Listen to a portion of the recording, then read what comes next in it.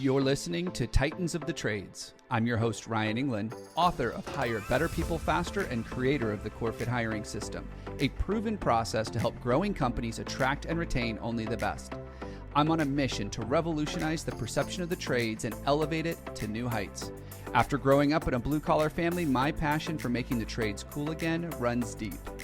If you're a titan in the industry and want to be on my show, stick around until the end and I'll reveal how you can be my next guest.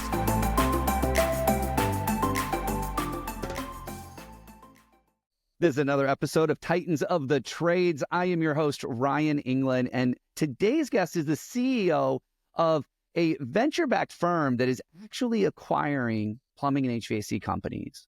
And here's the cool part.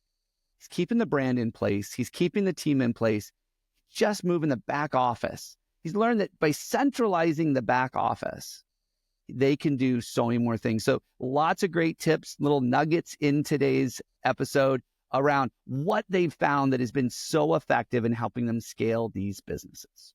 I want to introduce on today's show, Dan Laufer, the CEO of PipeDreams. Dan, welcome to the show. Thank you. Thanks for having me. Yeah, what you guys are doing over there at PipeDreams, some really cool stuff. And I want to dig into that. But first, tell us a little bit about PipeDreams, what it is that you guys do, and why you're doing this. Totally. Yeah. So PipeDreams, we buy plumbing and HVAC businesses. We put them on a single tech and operating stack and help them grow.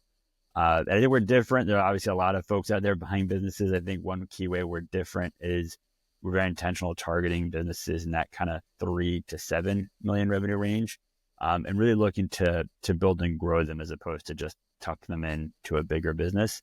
And we built the infrastructure that, those businesses tend to not be able to invest in a dedicated marketing team or a centralized call center that, is doing world-class performance. And so by making all that investment and a lot of the synergy we can get from technology, we can create that kind of best-in-class experience for what has otherwise been a smaller business.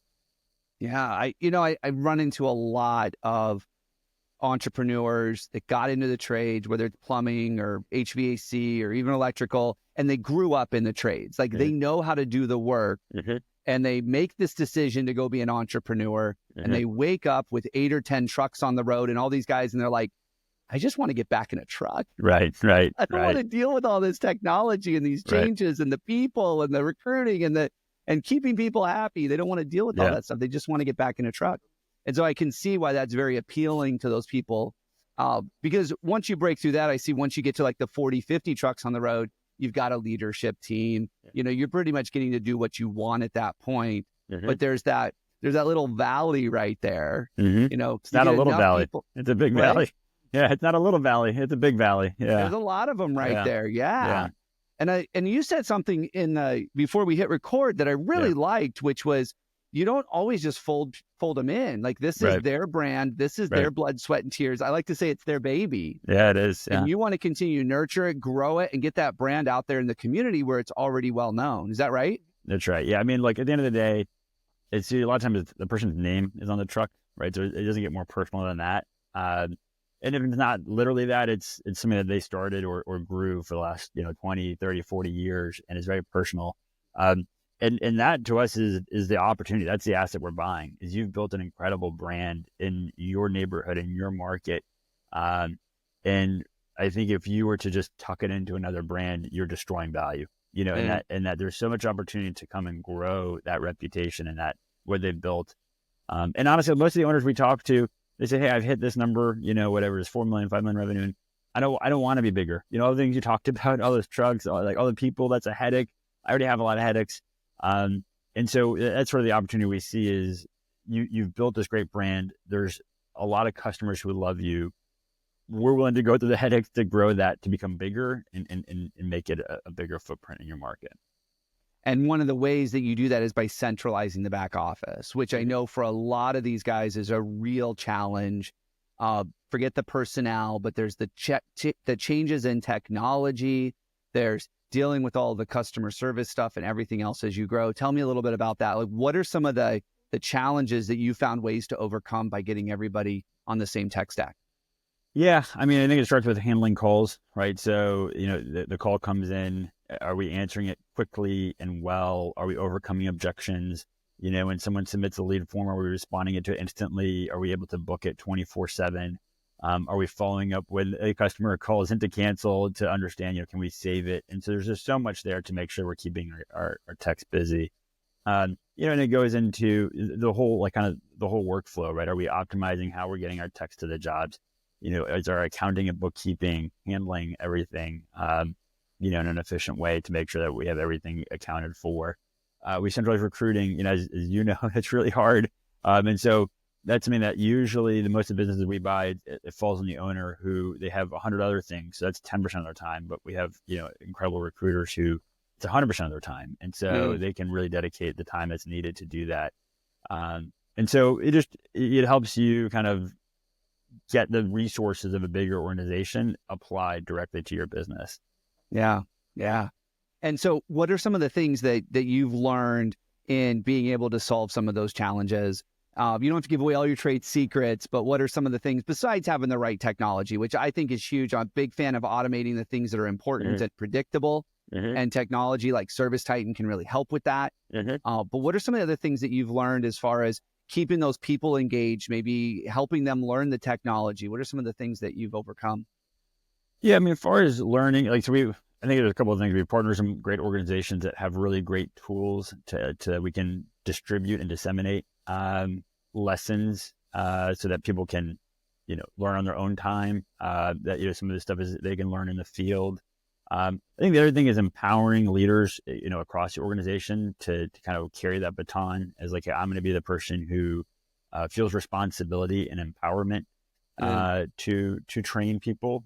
We have some apprenticeship programs in that respect that helps bring people into the trades, and have someone be accountable for their success. And so I think that's kind of the most acute example, but as we tap across the organization, hey, ultimately this KPI is your responsibility. Like, callbacks are your responsibility.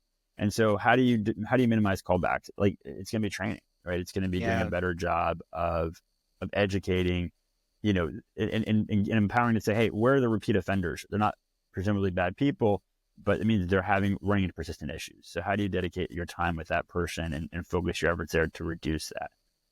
Yeah, no, so you said so many things that we could dig into. You've got having KPIs, which I imagine you see a lot of companies that don't even have that. They never even thought about how to get there. You've got the continued education, the training. You've got the apprenticeship program. You've got the coaching. Just because they're struggling, maybe they're just not getting, they need some extra support. It doesn't mean that they're not a good employee. That's right. I mean, those are so many things that you've implemented. And for someone listening to this right now, if they're struggling with some of these things, these are things that over at PipeDreams, you guys have figured out how to solve by centralizing all of this back office stuff. It's probably a lot easier when you've got a bunch of people in one location, economies of scale, everything else to be able to accomplish that. That's right. Yeah. So what are some things that you've seen that in the industry, you're out there, you're looking at these guys that are looking at, what are some of the things you're seeing going on in the industry right now that you either have a strong opinion about, or maybe you just want to bring some awareness to?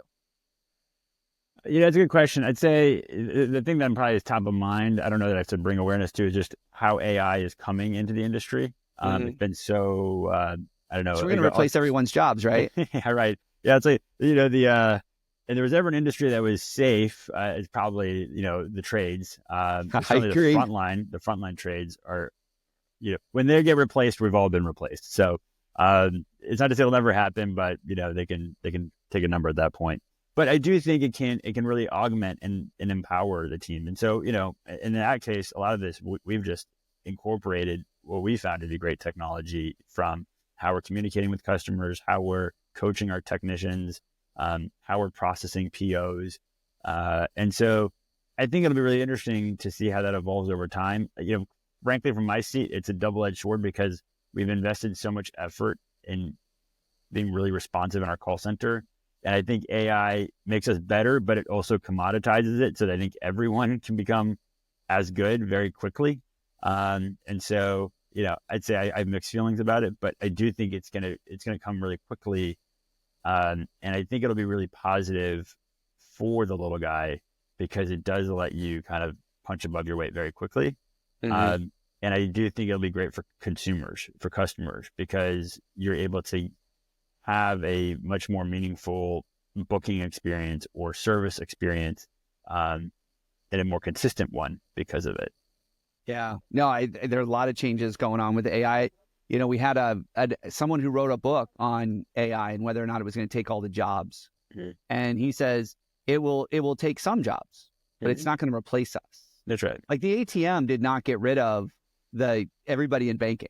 That's right. That's right. You know, the kiosk at McDonald's actually made it so McDonald's had to hire more people because now they needed customer service people. They needed people to support them on the kiosk. They needed, more cooks in the back. And so I think there's opportunity for us to grow with it, but I don't think it's going to replace us. I don't think it'll replace. I think what it does is it shifts you into higher, more impactful functions, right? And so instead of just responding to chat, in a window, you can be more thoughtful about, how are we prioritizing, how are we handling our service, and what customer needs more needs. There's a lot, like, I feel like we're, I'd like to think we're on the front edge of integrating AI, and it's still a long, long way from how, savvy a human is recognizing, like, this person's upset and why, and what are the levers we can pull to address that. Like, AI is still like fairly like structured, like, it's a press 2, so it's, to do this. And you're like, that's not the solve that the customer is looking for. So you can't just wholesale be like, AI, done. That'll happen, but it doesn't feel like that's imminent. Yeah, like one of the places, and I don't even know if this is happening right now, but like I could see dispatching being taken over by AI quite soon, if it's not already, and very effectively. Yeah. And there's great products on the market for that. And I think what we've seen is to get the value, there's a certain size of business that it makes sense because, if you have 2-3 service techs, in a department, the human's pretty good at that. When you have 15, 20, 30, like that's really complicated. It's such a complex like algorithm every day. And I always say like dispatching for a service business like plumbing, HVAC is more complicated than Uber, because Uber, all your drivers are the same. They're all driving a Prius. They're all going from A to B. They're all interchangeable, but your techs are not interchangeable, right? Mm-hmm. And so you have to consider like who is the right person to go to this job, and all the other considerations of the value of that job, the time of the job, the location. What's on the truck? It's far more. What's on the truck, totally. How they've been performing. So it's far more complicated. So that's where I do think like AI-based dispatches has shown some value, but it's not going to be a fit for everyone, at any point, I think. Yeah, no, I think you're right. The smaller guys that humans can usually do faster based on, because the thing I've learned about AI is it is such a baby technology right now that it's not perfect, and you almost spend more time fixing it than you do using it. And so if you've only got 2 or 3 trucks on the road, it probably doesn't make sense. But when you get 30 or 40, like you said, you're dispatching all those every day. That can definitely be something that AI can support with. That's right. What are some of the other things that you guys are working on over there at PipeDreams? Just some of the challenges you're looking to solve. Like, how are you guys solving this labor crisis? Yeah. What are you guys doing there? Look, I think it's a bunch of things, right? So, having a great recruiter helps. I think, the apprenticeship program helps. And I think very much the way we think of this is, everyone is training to punch up to the next level, right? And so the apprentices are, hopefully punching into install helpers or maintenance. The maintenance are punching up to service techs. And so, I think that's the way we approached it so far, and have had success. Look, some markets it's just harder. Like there's some markets we're in that are fairly rural, and you just have to say, how do I become most productive with the people I have, and just really prioritize and retain. But it's kind of an all of the above strategy. Yeah. Are you guys finding that your apprenticeship program is getting the attention and it's got enough volume coming in? Or are you guys struggling there too? It is for the locations where we have the biggest need. I think one of our locations is that rural locations where we've really put the focus, because it's just so much harder to recruit there because there just aren't as many people there. Yeah. But I'd say that's been, one of our biggest successes. Is like one of our, top, I think probably the top performing maintenance tech we have across any of our businesses started as an apprentice. You could probably be a service tech, but he's such a good maintenance tech. He's kind of happy with it, and we're kind of happy with it, so it works. Yeah. So, we've That's seen, fantastic. where we have that need, we've seen that come through. Yeah, no, I asked because we have that conversation a lot. Like, what are you doing for the apprenticeship? And they're like, yeah, my buddy does an apprenticeship program. No one shows up. Yeah. It doesn't work very well. It's almost like herding cats at that level. And so they're just like, it's not worth it. But it sounds like it's working for you, and you guys have centralized some of that. So that probably helps as well. It does. And I think like we're pretty upfront with the people signing up. Hey, here's what we're offering. And here's, like all, here's the whole package, right? It's this, it's, the training we offer you on site, we'll pay for some tuition to a PHCC or things like that, to support, so you can continue to level up, not just within these four walls. And we're very upfront, like this is what we're offering, and then this is what we're expecting of you. And here's what it's going to look like over the next 2 to 3 years. And, people self-select, and it's not 100%.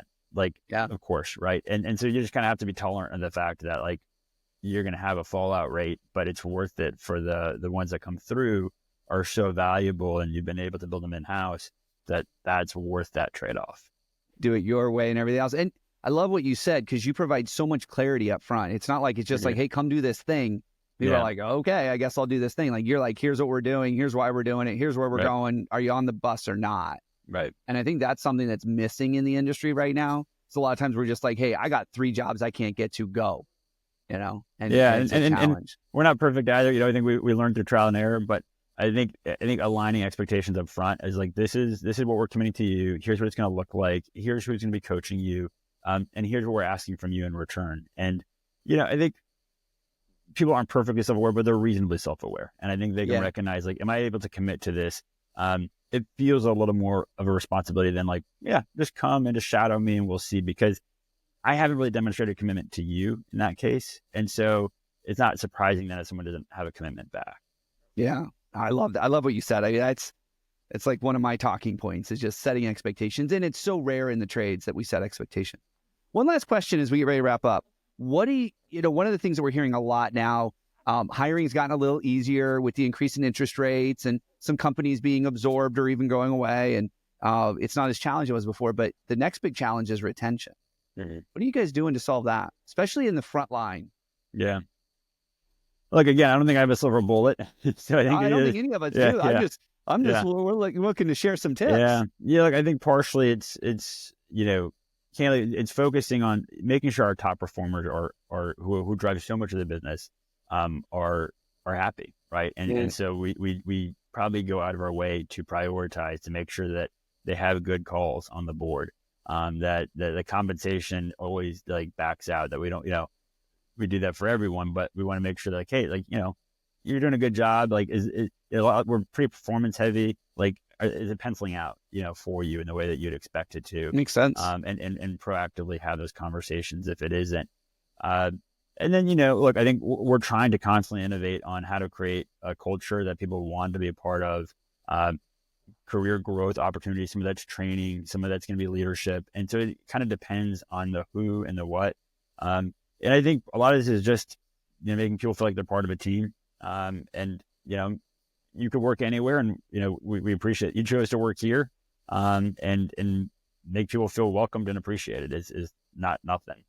Yeah. So many good things there. Making sure the guys feel well compensated, being clear in their communication with them, knowing that the expectations are there, and valuing them as people, like they're contributors to your team. Like, we're all in this boat together. Yeah. Some great insights there. I love that. Thank you so much, Dan. Thanks for having me. How do people learn more?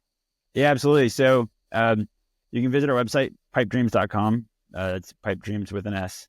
It's PipeDreams.com. And if you're interested, you can fill out the contact form on there. And they all go to my email, so I read them all. I'll respond if you're not, trying to sell me something or spamming. But any legitimate interest, I promise I'll read and I'll respond to. And, would love to connect with anyone. Well, and Dan told me too, he's such a giver that, if he can't help, he'll make sure that he sends you in the right direction. Because that's right. I think you got a passion for the industry just based on your background, where you've been. And, it's going to take an army of us to really just help everybody get through this crisis that we're in right now in the trades with the labor and technology and some of the other things that are happening. So, Dan, thank you so much for being on the show today. My pleasure. Thank you.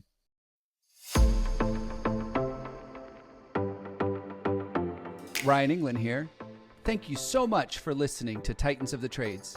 If you're a titan in the construction, manufacturing, or skilled trades industry and would like to be a guest on my show, please visit podcast.corematters.com.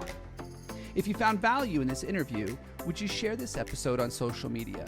Just do a quick screenshot on your phone and share it with a friend or post it on social. And if you know someone that would be a great guest, tag them on social media to let them know about the show and include the hashtag Titans of the Trades. I love seeing your posts and guest suggestions. We are regularly putting out new episodes and content. To make sure you don't miss any episodes, click the subscribe button. Your thumbs up, ratings, and reviews go a long way to help promote the show and get me one step closer to solving the labor crisis facing the industry. Want to know more about how we're doing that? Go to our website or follow me on LinkedIn. Thanks for listening.